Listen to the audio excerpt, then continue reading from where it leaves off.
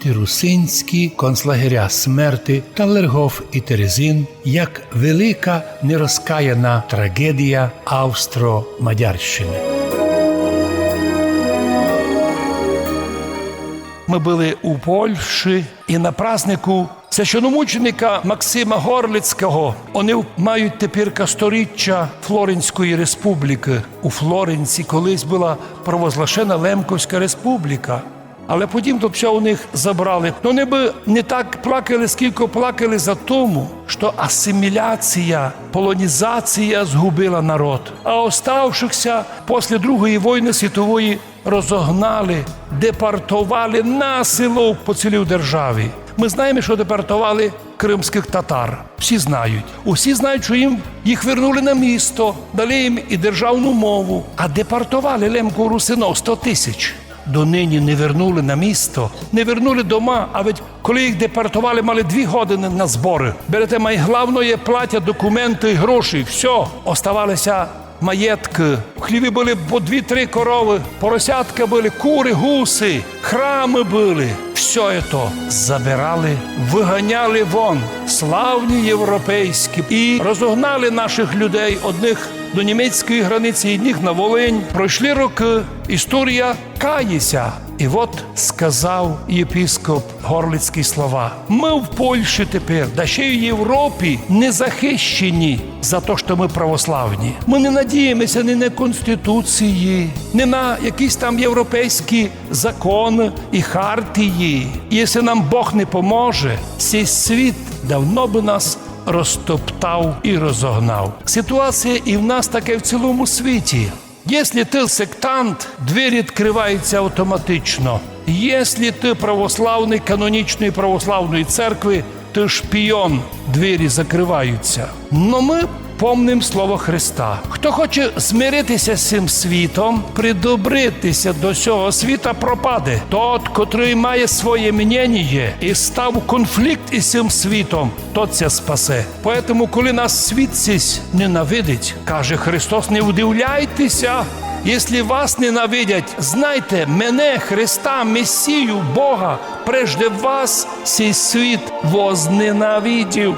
Якщо були б від міра сього, прицепилися до якихось освітніх тупих ідей, мір би любив своє. Ідіть у секту, в унію, пожалуйста, ви свої. Но якщо ви захочете бути православними канонічної церкви, будете ворогами. Ми не удивляємося і нині, що борються з нашою церквою. Ми лише кажемо, Господи, Ти нам дав Духом Святим опит богообщення. Ми видимо лице Ісуса Христа на іконах і в серцю своєму постоянно. На утренне співаємо «Воскресення Христово видівши, поклонімся святому Господу Ісусу».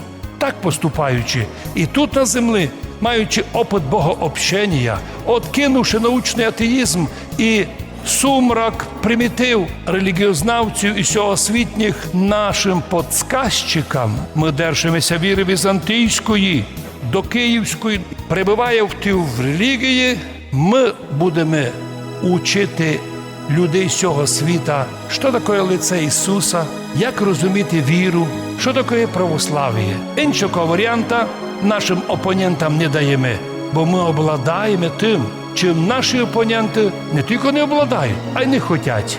Радіо Лада. Радіо. Господи, благослови наш народ, котрий 1150 років православний, котрий потерпів много в історії, і гонення, і депортації, і марморо-сегецькі антиправославні судебні позорні процеси мадярські і австрійські. Пережили ми і лагеря. Перший в мірі і в Європі концлагер був антирусинський. Талергоф і великі педанти німці і австрійці уничтожили наш народ. Хто знає приклад, щоб ми йшли в Австрію і там зробили концлагер для австрійців, або в Германію концлагер для німців, а вони ходили до нас 104 роки назад.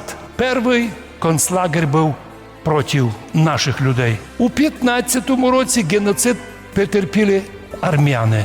І лише пізніше появилися совєтські і фашистські концлагеря. Що значить, ми сьогодні кажемо, знання релігії, не кабінетної, а опитної, робить нас способними бути добрими громадянами держави, правильними православними християнами.